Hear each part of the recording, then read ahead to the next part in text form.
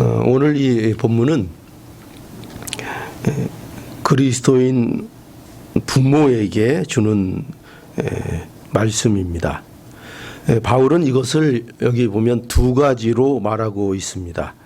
하나는 하지 말라 하는 소극적인 명령이고요. 또 하나는 하라 하는 적극적인 요구입니다. 먼저 너희 자녀를 노엽게 하지 말라는 얘기죠.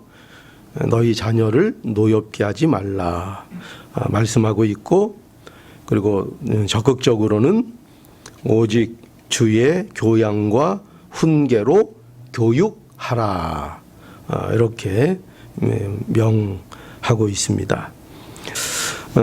우리 부모는 부모의 그 권위를 오용하지 않아야 합니다. 그 부모로서 가지는 권위가 있는데 이 권위를 오용하지 말아야 합니다. 그래서 오늘 이 본문에 보면은 아비들아 이렇게 시작하고 있어요. 아비들아. 왜 지금 부모에게 주는 그 말씀인데 왜 특별히 부모 중에도 아비를 이렇게 꼭 집었느냐 우리가 생각할 수 있죠. 그것은 권위적인 측면을 좀 강조하기 위한 것입니다. 권위. 그러니까 권위에 대한 암시입니다. 우리는 앞서 그 1절에서 3절의 말씀 속에서 그리스도인 자녀에게 주시는 말씀을 보았습니다. 바울은 자녀들아 너희 부모를 주 안에서 순종하라 했고, 그리고 이것이 옳다 이렇게 말씀했습니다. 그러면서 부모를 공경하는 것이 약속 있는 첫 계명이다 하면서 그 복에 대해서 아주 그 원색적으로 그 복을 아주 설명을 했었습니다. 이런 것들은 왜 이렇게 강하게 설명되고 있는가? 바로 부모에게는 하나님이 주신 권위가 있기 때문입니다. 그러니까 그 권위에 대하여 자녀들은 순종해야 한다 하는 것을 말씀하고 있는 겁니다. 한번 질문을 해보죠. 여러분, 권위는 나쁜 겁니까? 좋은 겁니까? 오늘날 이 권위에 대해서 굉장히 부정적인 시각들을 갖고 있는 분들이 많이 있고, 또 특별히 이 젊은 층에서는 이 권위에 대한 거부감을 많이 갖고 있습니다. 그런데 사실 이 성경에서 말하고 있는 권위라는 것은 굉장히 좋은 것입니다. 이 권위가 없어서는 안 됩니다. 권위가. 예를 들어서요, 의사에게 있어서 의사에게는 의사로서의 권위가 있어야 됩니까? 없어야 됩니까? 있어야 합니다. 이때의 의사의 권위라는 것은 그에게 우리 자신의 몸을 맡길 수 있는 신뢰를 얘기합니다. 그 권위가 있기 때문에 우리가 의사에게 내 몸을 막 어느 정도 안심하고 맡길 수가 있는 거죠. 그래서 국가에서는 이런 의사들에게 면허증을 내줘서 그들에게 권위를 부여합니다. 그죠? 그게 개인이 벽에 그냥 폼으로 걸어 놓으라는 게 아니고 그런 거를 통해서 이 사람이 어떤 권위가 있다 하는 것을 증명해 주는 겁니다. 그렇죠? 그러니까 우리가 거기에 안심하고 몸을 맡길 수가 있는 것입니다. 그래서 우리가 의사의 말을 듣는 거죠. 이처럼 권위라는 것은 그런 측면에서 유익된 겁니다. 권위가 없으면 우리가 신뢰할 수 없고, 권위가 없으면 어떤 좀 뭐라 그럴까요? 좀 이끌어야 되는 자들을 이끌어낼 수 있는 어떤 그 책임을 다하기가 굉장히 힘들어집니다. 그러니까 권위가 있어야 그런 이끌음을 제대로 할 수 있는 거죠. 그런데 문제는 뭐냐면 아비들이 부모의 권위를 잘못 이해하고 오용합니다.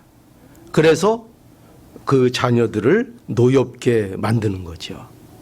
그러니까 자녀를 자기 마음대로 가르치려고 합니다. 당시 특히 그 로마의 그 식민지 아래에 있었던 이 유대 사회에서는 이 아비의 그 권위가 굉장히 오용되고 있었습니다. 그래서 뭐 우리 옛날에 한국처럼 그 남아 선호 사상도 굉장히 강했고요. 여아이는 그냥 나면은 바깥에다 팽겨쳐 둬서 그 살든지 죽든지 살면 키우고 죽으면 말고 이런 식의 아주 잘못된 일들이 그 시대에 아주 팽배했습니다.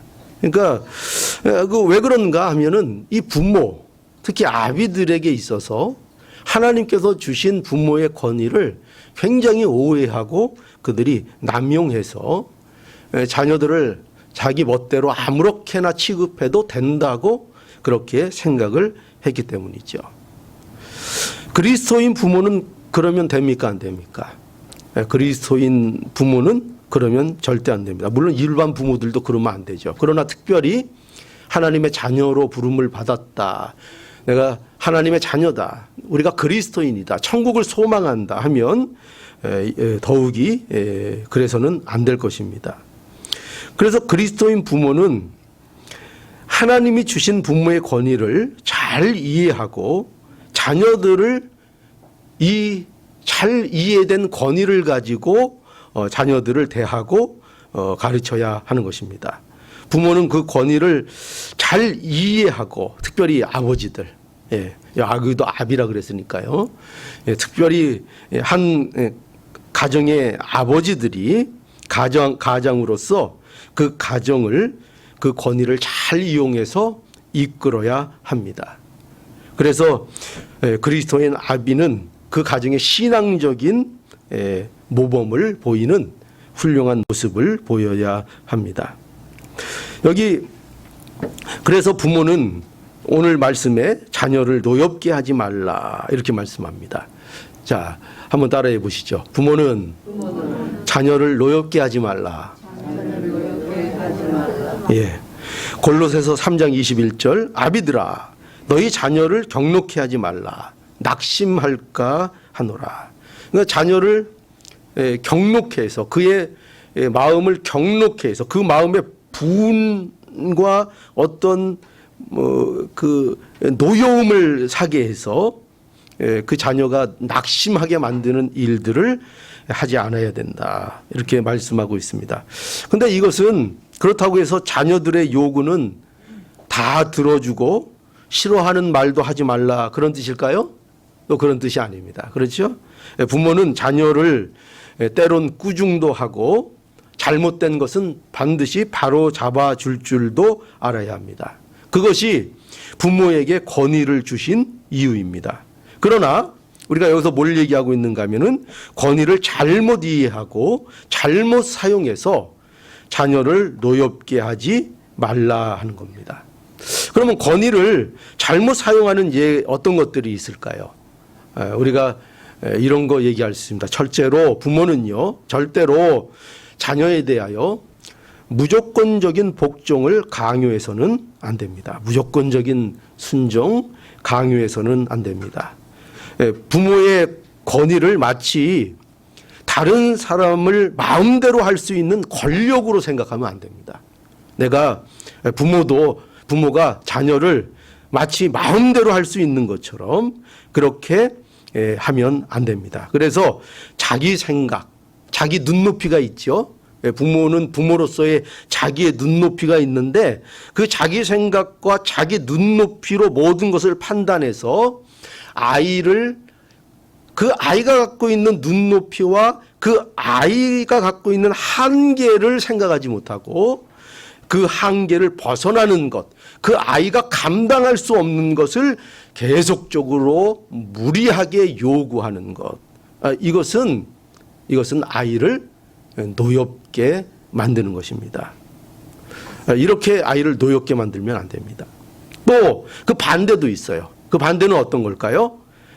반대로 아이를 무시하는 겁니다. 그죠? 넌 안 돼. 앞에는 너무나 한계에 벗어나는 것을 무리하게 아이한테 밀고 요구해서 아이를 지치게 하고 아이를 마음에 노여움을 쌓게 하는 것이 안 된다면 또 그 반대의 경우도 있는 것입니다. 반대는 어떻게 해요? 아이를 무시하는 겁니다. 내가 뭘 할 수 있어. 너는 안 돼. 그렇게 아이를 또 얕잡아 보고 무시하는 것. 그것도 아이를 노엽게 하는 것이죠. 또 무엇이 아이를 노엽게 하는가? 부모로서 이 무절제한 감정으로 자녀들을 대하고 행동하는 것입니다. 그러니까 부모가 여러분 자기 기분대로 하는 거예요. 자기 기분대로. 아이를 칭찬할 때도 그렇고 아이를 책망할 때도 그렇고 뭐 정확한 기준이나 어떤 일괄성이 없이 그저 자기 기분에 내키는 대로 하는 것입니다. 그래서 특히 자녀를 자기 맘대로 안 되면 화를 못 이기고 그리고 그 화를 가지고 자녀를 꾸짖고 체벌하고 그러니까 이게 감정의 무절제 속에서 일어나는 게 뭐예요? 그거는 아이를 잘 체벌하는 것이 아니라 그거는 그야말로 폭행입니다. 폭행. 그죠? 자기 감정을 다스리지 않고 하는 이런 것. 이것을 아이는 안다는 겁니다. 그래서 아이가 노엽게 된다. 부모는 자녀를 대할 때에 마치 술 취한 것처럼 방탕한 모습으로 자녀를 대해서는 안 된다는 것입니다. 이거는 그리스도인의 지혜로운 생활과는 거리가 먼 것이죠. 에베소서 5장 18절에 보면은 뭐라고 했습니까? 술 취하지 말라 그랬어요. 술 취하지 말라. 왜요? 이는 방탕한 것이니 너희는 술 취하지 말고 오직 취하려면 뭐에 취하라고요? 성령의 충만을 받으라. 이렇게 말씀하고 있습니다. 여러분 왜 이렇게 비유하고 있는가 하면요. 그리스도인에게 있어서 성령 충만은 목과는 다르다. 술 취한 것과는 전혀 다른 것이다. 이렇게 말씀하고 있는 것입니다. 어떻게 다를까요? 술 취하면 어떻게 됩니까? 술 취하면 자신을 잃어버리게 됩니다. 자신의 절제력을 잃어버리게 됩니다. 그러니까 이것이 방탕이지요. 그러니까 절제하는 힘을 상실한 상태가 됩니다. 그러니까 그렇게 얌전하던 사람이 아무데서나 노상방뇨도 하고요. 그 용기가 어디서 그게 용기입니까? 네, 하여튼 그런 게 어디서 나옵니까? 왜냐하면 술로 인하여 자기를 놓아버리기 때문이죠. 그죠? 자기 절제를 잃어버리니까 평상시에는 하지 못했던 것들을 그렇게 과감하게 해버리는 것입니다. 절제를 못하는 것입니다. 감정 조절을 하지 못하고 자신에 대한 통제력을 잃어버리는 거죠.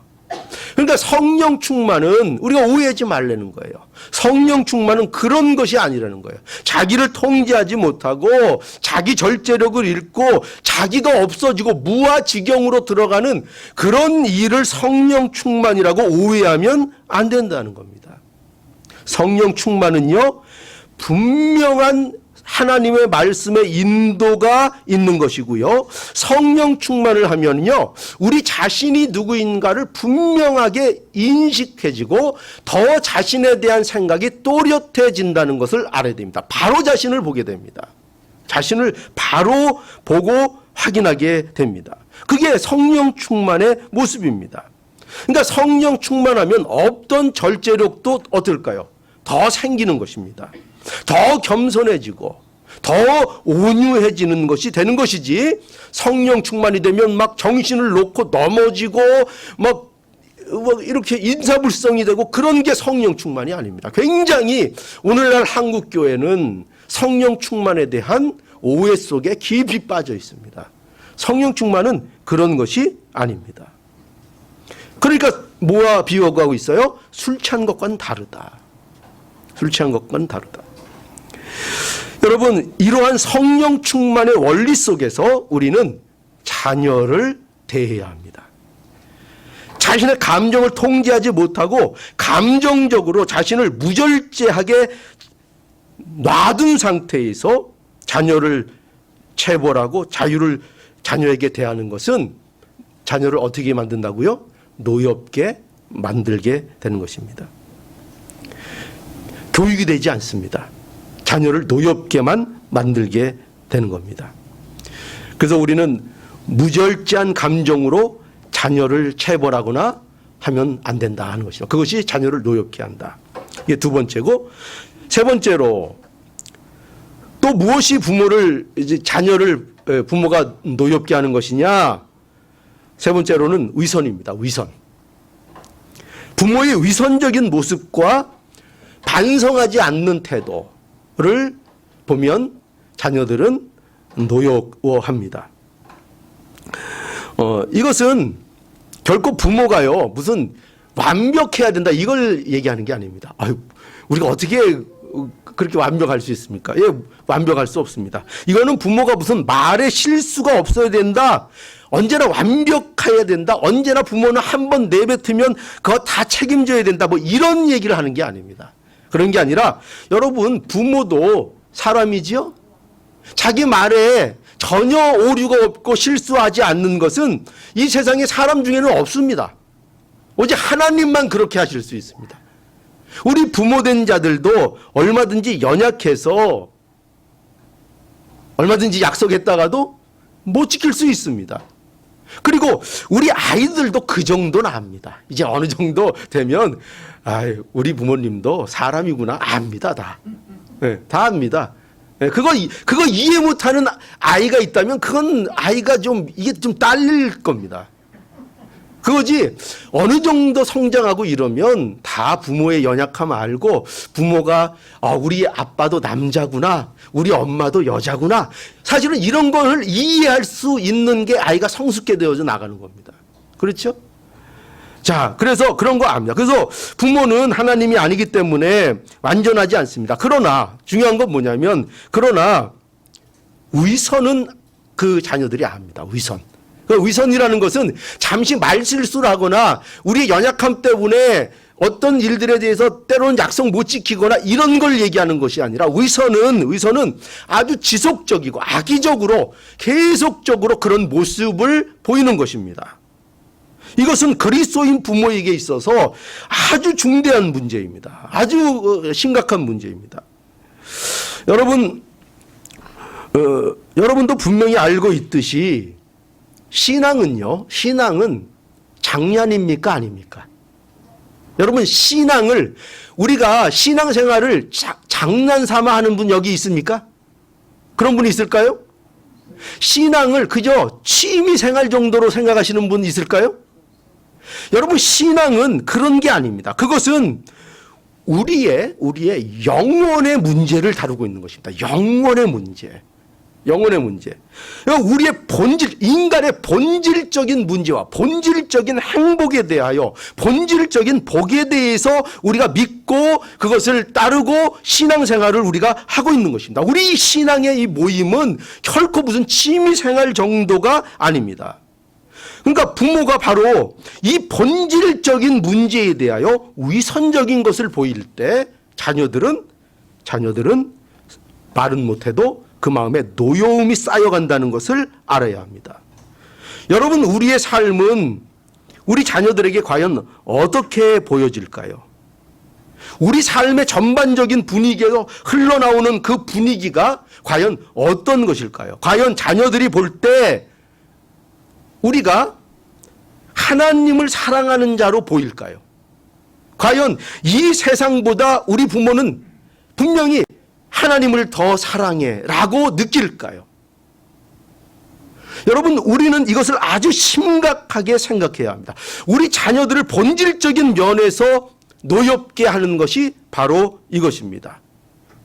그렇게 오래 하나님 믿는다고 하는데, 그렇게 주일날만 되면 교회 간다고 하는데, 그렇게 11조도 내고 연보도 하고 기도도 한다고 하는데, 그런데 정말 이 세상을 살아갈 때의 그 모습이 하나님을 정말 사랑하는 자의 모습으로 살고 있는가? 아니면 그거는 그저 어떻게 보면 다른 사람들보다 여러분 취미생활도 굉장히 깊이 하는 사람들이 있습니다. 매니아들, 그죠? 근데 우리 부모는 뭐 장난은 아니더라도 그저 뭐 취미생활 조금 더 깊이 하는 정도야. 그게 뭐 본질적으로 정말 하나님을 사랑하고 천국을 사모하고 정말 저 하나님의 나라를 앙망하는 그런 즐거움과 그런 하나님의 사랑을 가지고 신앙생활을 하는 건 아닌 것 같아. 나를 대하는 거 보니까. 그리고 하나님에 대하여 생각하는 그런 교육이나 이런 거 볼 때 그저 그냥 신앙생활 좀 하는 거지 그게 절대적인 건 아닌 것 같아. 꼭 하나님을 믿어야 되는 건 아닌 것 같아. 정말 성경을 꼭 우리가 배워야 되는 건 아닌 것 같아. 부모를 보니까 말만 그런 것 같아. 정말 하나님 사랑하는 것 같지 않아. 여러분 만약에 자녀들이 그렇게 느끼고 있다면 그 책임을 어떻게 지시겠습니까? 우리는 이것이 얼마나 하나님 앞에 심각한 문제인가를 알아야 합니다. 자녀들은요, 말은 대놓고 하고 있지 않지만 우리 부모들이 하나님을 더 사랑하고 하나님을 두려워하는지 아니면 세상을 더 사랑하고 돈을 더 두려워하는지를 잘 알고 있습니다. 잘 알고 있습니다. 이것이 그리스도인 부모의 가장 좋지 않은 모습입니다. 자녀들에게 가장 많은 해를 끼치는 모습입니다. 우리는 이 일에 대해서 힘써 기도해야 합니다. 부모에게 주신 권위를 오용하여 자녀를 노엽게 하지 않도록 기도하며 자신을 잘 절제하고 자녀들에게 이 신앙적인 문제에 있어서 깊은 기도를 하나님 앞에 할 줄 알아야 합니다. 두 번째, 오늘 본문은 부모는 자녀를 오직 주의 교양과 훈계로 교육해야 한다. 이렇게 말씀하고 있습니다. 여기 자녀를 노엽게 하는 것이 부모의 그 소극적인 의무라면은요, 노엽게 하는 게 아니죠. 자녀를 노엽게 하지 않는 것, 이것이 부모의 소극적인 책임이고 의무라면 이제 주의 교양과 훈계로 교육하는 것은 부모의 적극적인 부모의 책임입니다. 하나님께서 부모에게 뭘 줬다 그랬어요? 부모에게 권위를 주셨습니다. 그런데 그 권위를 주신 가장 큰 이유가 여기에 있습니다. 그 자녀를 어떻게 하라고요? 네 맘대로 가르치지 말고 세상 것 가지고 네가 겪은 세상의 경험 이런 거 말해주는 거 말고 뭐로 교육하라고요? 오직 주의 교양과 주의 훈계로 교육하라. 그것을 위해서 부모에게 뭘 주셨다고요? 권위를 주신 것입니다. 이거 하라고 권위를 준 거예요. 여기 교양은 교육을 뜻하는 것인데 행위적인 훈련을 얘기합니다. 신앙적인 행위적인 훈련. 그리고 훈계라는 것은 말을 통한 훈련을 또 얘기하는 거예요. 근데 여기서 중요한 건 뭐냐면 이 세상 것이나 뭐 세상의 교육, 나의 교육 철학, 세상의 교육 지표 이런 게 아니라 주의 것입니다. 주의 것. 여기 주의 교양과 주의 훈계입니다. 그렇죠? 내가 어떤 교육관을 갖고 있느냐 그걸 얘기하는 게 아니에요. 세상이 어떤 흐름으로 자녀들을 키우고 있느냐 이걸 얘기하는 게 아니에요. 내게 어떤 소신이 있느냐 이거 얘기하는 게 아니에요.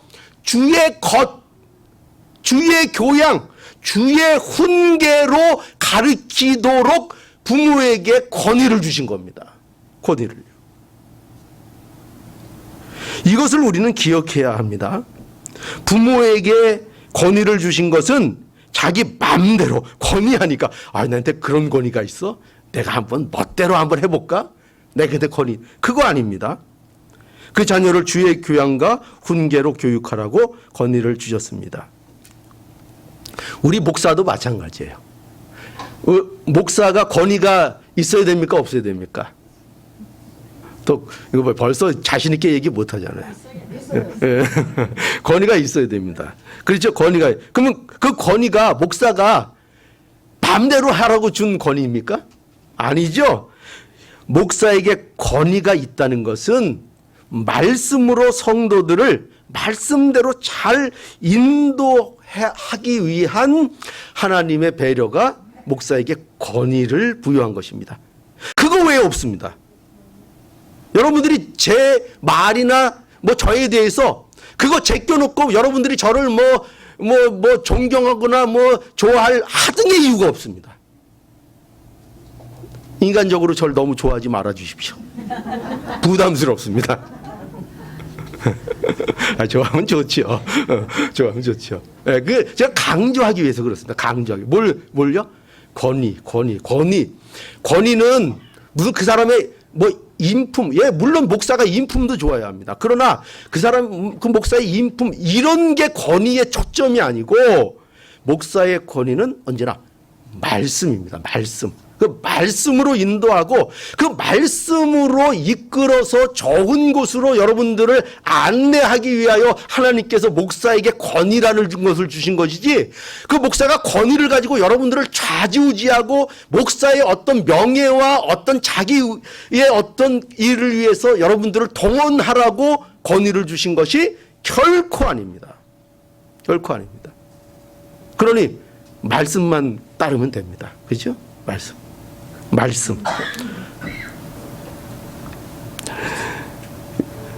여러분, 그래서 우리는 이 말씀을 가르치는 일에 자녀들에게 얼마나 신경을 써야 하는지 모릅니다. 그리고 자녀들에게 뭘 해야 돼요?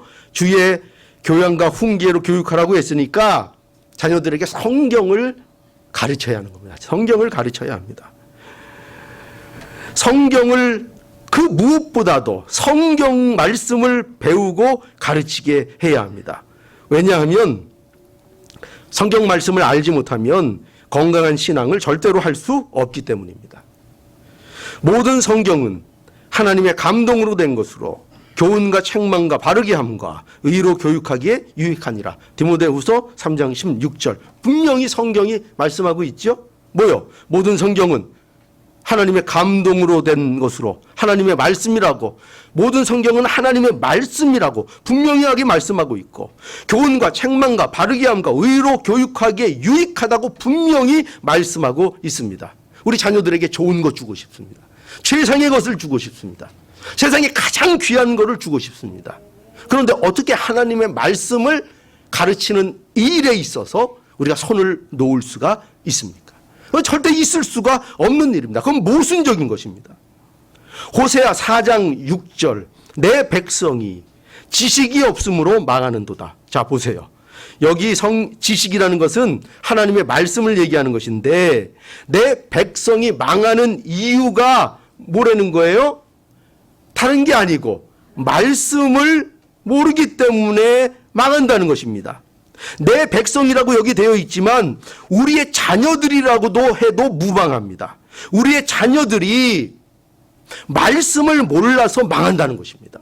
말씀을 몰라서. 돈이 없어서 망하는 것이 아니라는 거예요.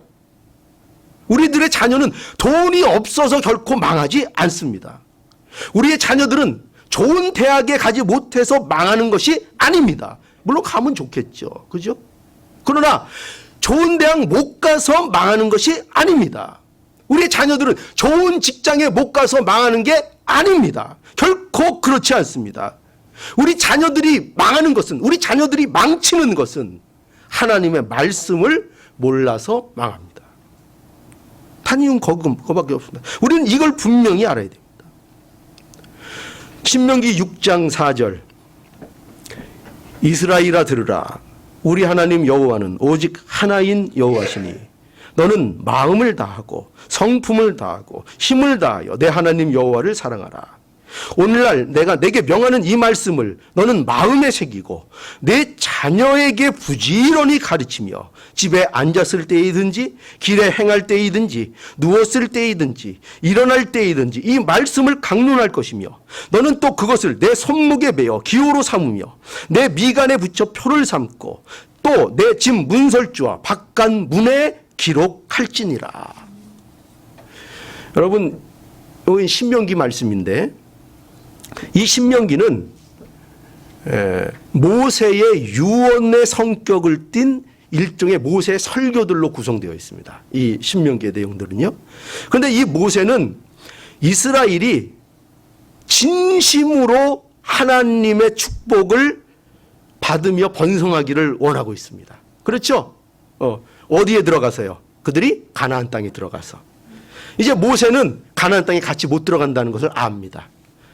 이제 그 가나안 땅에 이제 자기가 사랑하는 그 이스라엘 후손들만 거기에 들어가야 됩니다. 이제 자기는 같이 못 갑니다. 더 이상 그들을 인도해 줄 수 없습니다. 그러면서 유언적으로 모세가 그 백성들에게 해주는 설교가 바로 이 신명기의 말씀들입니다. 재강론, 율법을 재강론하고 있는 거죠. 그런데 그 이스라엘에게 있어서 유언적으로 하는 말씀의 중심에 있는 말씀이 무엇인가? 그 가슴 속에 꼭 새겨주고 싶은 말씀이 무엇인가 하면은요, 그것이 바로 오늘 이 말씀입니다. 이스라엘아 들으라. 우리 하나님 여호와는 오직 하나인 여호와시니 너는 마음을 다하고 성품을 다하고 힘을 다하여 내 하나님 여호와를 사랑하라. 이게 핵심입니다. 신명기의 주제입니다. 너희는 이렇게 해야 된다. 그러면서 그럼 어떻게 하나님을 사랑해야 되는가? 6절부터 이렇게 모세가 얘기합니다. 오늘날 내가 내게 명하는 이 말씀을 너는 마음에 새기고 내 자녀에게 부지런히 가르치며 집에 앉았을 때이든지 길을 행할 때이든지 누웠을 때이든지 일어날 때이든지 그 말씀을 강론할 것이며 너는 또 그것을 내 손목에 매어 기호로 삼으며 미간에 붙여 표를 삼고 또 내 집 문설주와 바깥 문에 기록할지니라 로 사랑해라.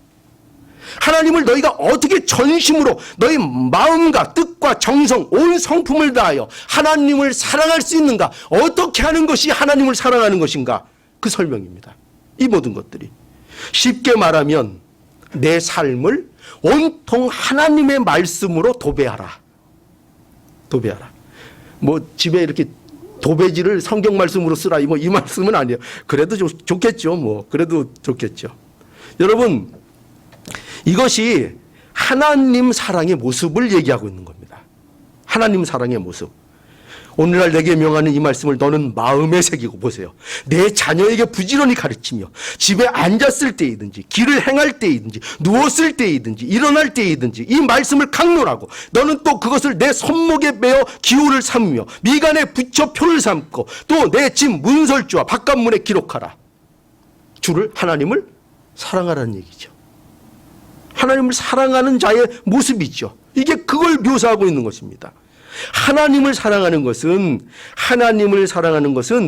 하나님의 말씀을 그 마음에 새기는 것입니다. 하나님을 사랑하는 것은 그 말씀을 자녀들에게 부지런히 가르치는 것입니다. 하나님을 사랑하는 것은 그의 말씀을 떠나지 않고 항상 그의 말씀에 머물러 있기를 즐거워하는 것입니다. 이것이 하나님을 사랑하는 것입니다. 여러분, 도대체 여러분들이 하나님을 사랑한다고 하는데 뭐를 가지고 하나님을 사랑한다고 하는 것입니까? 도대체 여러분들이 누군가를 사랑한다고 하면 그 사랑한다는 것을 여러분들이 무엇으로 그에게 증명할 수 있습니까? 그 사랑하는 사람의 말 가운데 여러분들이 머무는 것입니다. 그 사람의 마음, 그 사람의 심정, 그렇죠? 항상 그 사람에 대해서 즐거워하는 것입니다. 그 사람의 뜻과 그 사람의 마음이 어디에 담겨 있습니까? 그 사람의 말에 담겨 있습니다. 그래서 그 말에 항상 마음을 둡니다. 그 말을 즐거워합니다. 이것이 사랑하는 것입니다. 상대의 말을 무시하고 듣지 않으면서 나는 너를 사랑한다. 그런 개떡 같은 소리를 누가 합니까?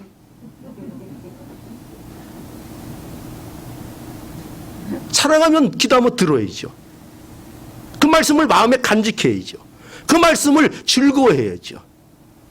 그것이 바로 하나님 사랑인 것입니다.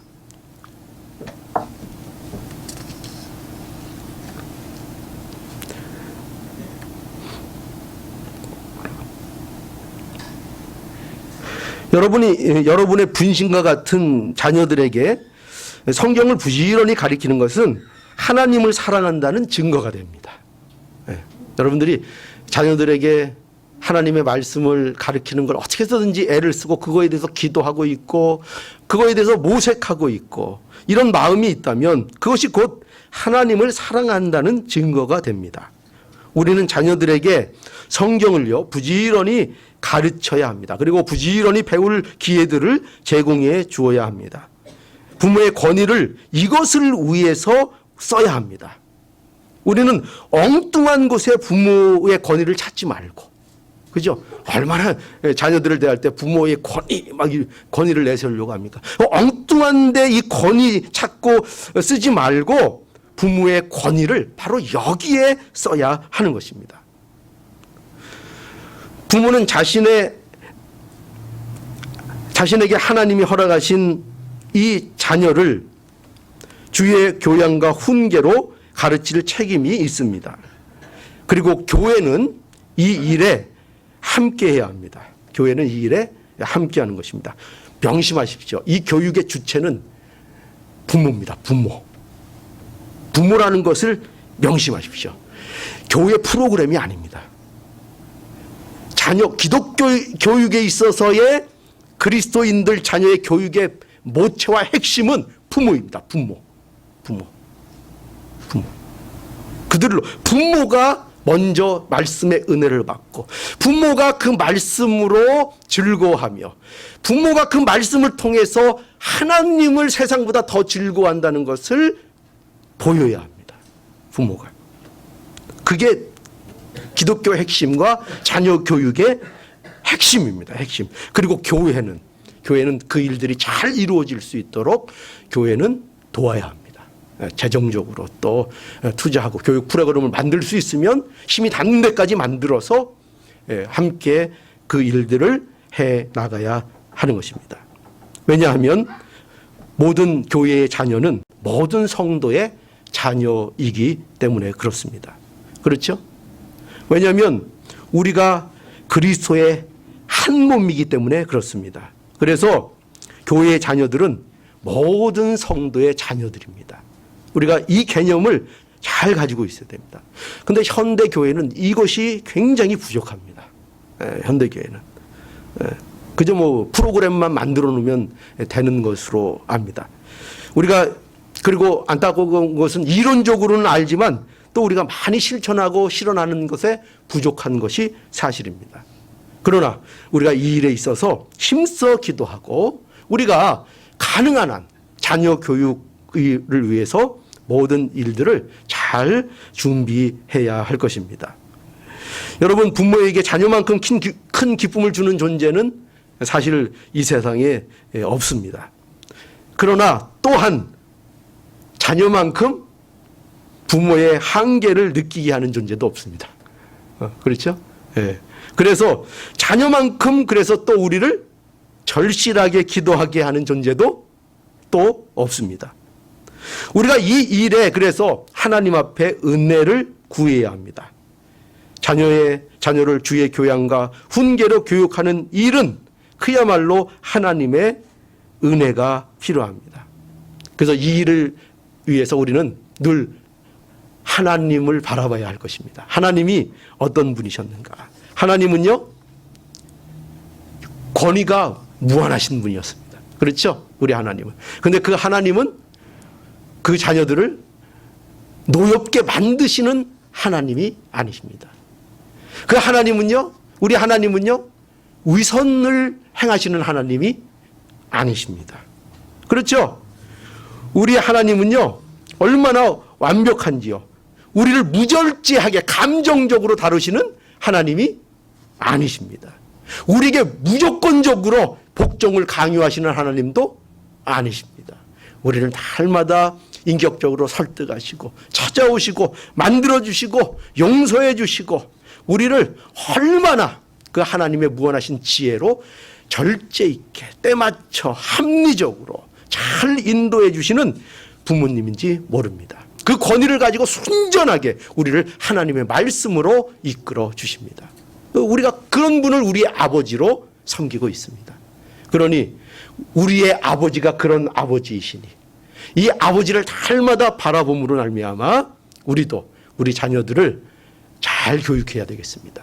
우리 마음이 먼저 하나님을 사랑하고 말씀을 사랑하고 즐거움을 통해서 우리 자녀들을 노엽게 하지 말고 우리 자녀들을 하나님의 말씀으로 교양과 훈계로 잘 교육해서 세월을 낭비하지 않고 천국을 온 가족이 함께 바라보면서 즐거워할 수 있는 이 복을 다 누릴 수 있기를 간절히 바랍니다. 기도하시겠습니다.